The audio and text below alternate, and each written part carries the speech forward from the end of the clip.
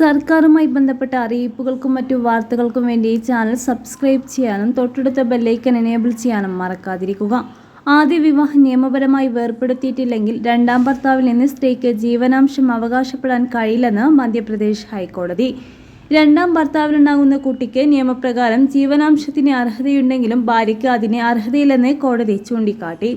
Justice പ്രേംനാരായണൻ അധ്യക്ഷനായ single ബെഞ്ചാണ് case പരിഗണിച്ചത്. ഭർത്താവിൽ നിന്ന് ജീവനാംശം ആവശ്യപ്പെടണമെങ്കിൽ നിയമപരമായി വിവാഹിതയായ ഭാര്യ ആയിരിക്കണമെന്നാണ് നിയമത്തിൽ വളരെ വ്യക്തമായി രേഖപ്പെടുത്തിയിട്ടുണ്ട്. ഒരു സ്ത്രീ ആദ്യ വിവാഹം ബന്ധം നിയമപരമായി വേർപ്പെടുത്തി രണ്ടാം വിവാഹം കഴിച്ചാൽ മാത്രമേ അയാളുടെ ജീവനാംശത്തിന് അർഹതയുള്ളൂ.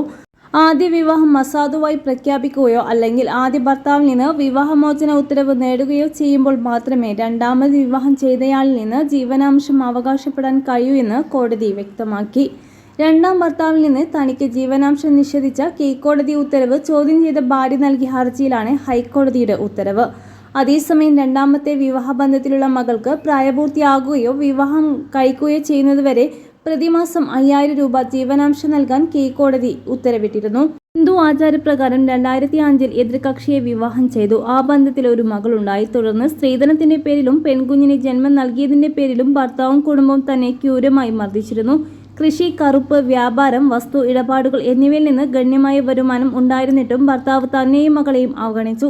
ഹർജിക്കാരി കോടതിയെ അറിയിച്ചു. എന്നാൽ യുവതി മറ്റൊരു പുരുഷനുമായി വിവാഹം കഴിച്ചതായും ആ വിവാഹബന്ധം വേർപ്പെടുത്താത്തതിനാൽ താനുമായുള്ള വിവാഹം അസാധുവാണെന്നും എതിർകക്ഷി വാദിച്ചു. അതേസമയം ഹർജിക്കാരി ആദ്യ വിവാഹം കഴിച്ചതിന് മതിയായ തെളിവുകളുണ്ടെന്നും വിവാഹമോചന ഉത്തരവൊന്നും ഫയൽ ചെയ്തിട്ടില്ല എന്നും കോടതി കണ്ടെത്തി.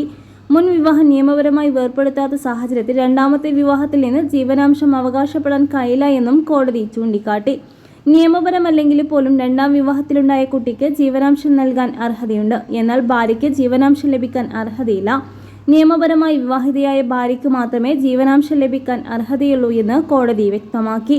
അതേസമയം ഇത്തരം സാഹചര്യങ്ങൾ ഉൾപ്പെടുന്ന സ്ത്രീകളെക്കുറിച്ച് ആശങ്ക പ്രകടിപ്പിച്ച കോടതി സമാനമായ സാഹചര്യം നിയമപരമായ അപര്യാപ്തതകൾ പരിഹരിക്കുന്നതിന് നിയമനിർമ്മാണം നടത്തേണ്ടതുണ്ടെന്നും ചൂണ്ടിക്കാട്ടി. അനേക സ്ത്രീകൾ, പ്രത്യേകിച്ച് സമൂഹത്തിലെ ദരിദ്ര വിഭാഗത്തിൽപ്പെടുന്ന സ്ത്രീകൾ ഈ രീതിയിൽ പതിവായി ചൂഷണം ചെയ്യപ്പെടുന്നത് ദൗർഭാഗ്യകരമാണെന്നും നിരീക്ഷിക്കുന്നു. നിയമത്തിലെ ഈ പഴുതുകൾ കുറ്റവാളികൾക്ക് രക്ഷപ്പെടാനുള്ള വഴിയൊരുക്കുന്നു എന്ന് കോടതി പറഞ്ഞു. പ്രായപൂർത്തിയാകാത്ത മകൾക്ക് ജീവനാംശം അനുവദിക്കുകയും അതേസമയം ഹർജിക്കാരിക്ക് ജീവനാംശം നിഷേധിക്കുകയും ചെയ്ത കുടുംബ കോടതിയുടെ തീരുമാനം ശരിവച്ച് റിവിഷൻ ഹർജി ഹൈക്കോടതി തള്ളി.